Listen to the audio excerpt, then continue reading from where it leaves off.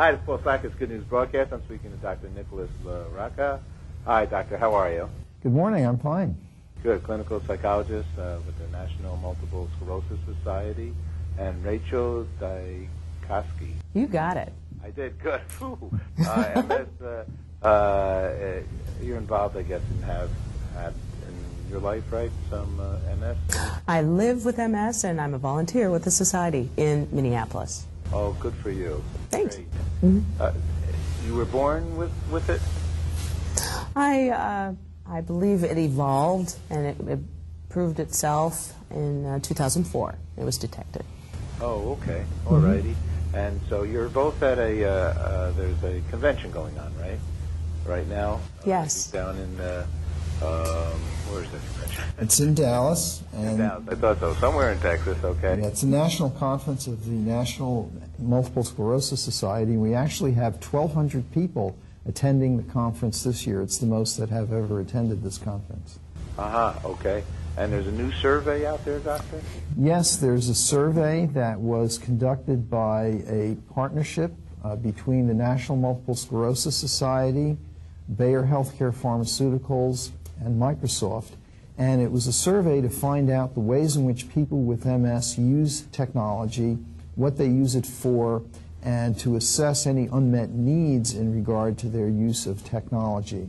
What we found was that people with MS are fairly extensive users of technology, such as computers, the web, cell phones, and so forth. But there are certain specialized kinds of technology that could help them deal with many of the challenges of MS, such as screen magnifiers or specialized keyboards, but that in many cases people with MS aren't using these either because they don't know about them or because they're concerned about the affordability of them. And so what we developed based on the survey and with input from people who have MS was a web-based tool called the Snapshot tool. It's on our website, which is mymsmyway.com.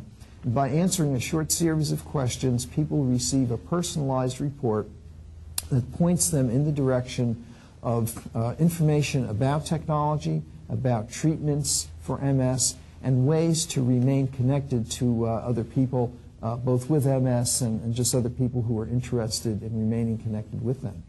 Great. This is such great news. Congratulations to all of you, Microsoft and Bayer and the National Multiple Sclerosis Society. Rachel, are you able to utilize some of these new technologies yourself? Absolutely. Thanks for asking. I've been happy to use, for example, the good doctor just mentioned about being able to make adjustments, and one of the things that is found directly on the website is being able to increase the font size.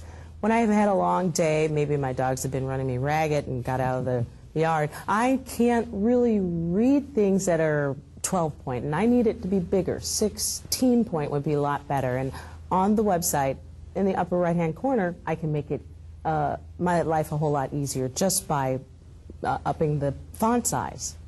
I like that. I Yeah. do it sometimes myself. Well, you know.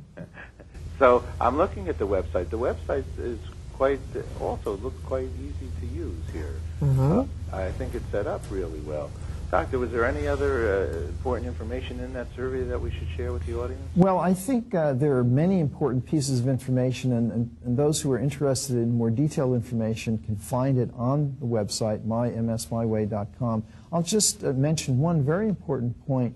Among the people who were in the survey who were working, 39% of those who were working and have MS mentioned that technology had helped them to remain employed, and that was a very, very important finding. So using technology and using it more extensively is really going to help people with MS to stay involved, to remain on the job, and to really move their lives forward and to live well with MS.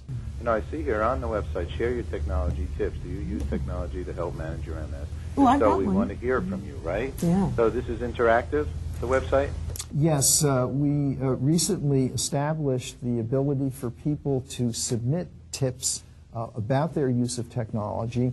This is a new feature, and eventually We're going to make that more interactive so that in addition to submitting tips, you'll be able to go to the website and look at some of those tips so that, this is not simply a website in which we're going to be delivering information to visitors, but a website in which visitors will be sharing information with other visitors. So it'll really be a true networking opportunity. Rachel, have you ever been at this conference before? No, this is my first time. I'm so excited to be here. It's a real honor. There's a lot of people who are volunteers like myself, but they've been doing amazing things. It's really a pleasure to, and it's kind of like a vacation away from the family. Rachel, I sense you're like a very inspirational. I got a real happiness about you and your forward motion here. So, do you sense that with a lot of the people there and the feeling of the? Yes, I am so glad you mentioned that.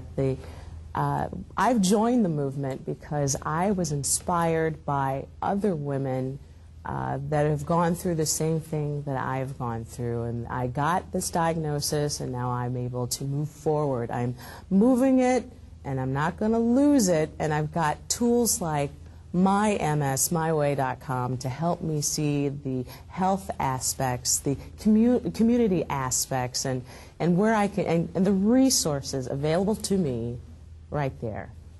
Doctor, are there things that people, Rachel, you mentioned that you learned about this just recently, I guess, 2004. Mm-hmm. Are there people with MS out there that don't know they have MS? There probably are some people out there who have MS, and what we have found over the years is that very frequently when people are diagnosed and you ask them about their experiences earlier, that they'll tell you, a few years ago I had this blurred vision, or, I had this numbness and tingling, but it went away, and so I didn't really think much about it.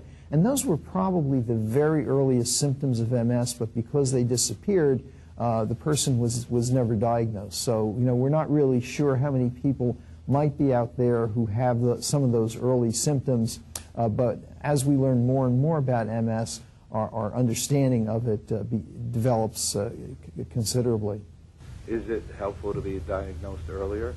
It is helpful to be diagnosed earlier because once a person is diagnosed, they can begin to consider whether or not treatments would be in order. There are a number of treatments that are available now for MS. It's important, if treatment is appropriate, to start it as early as possible.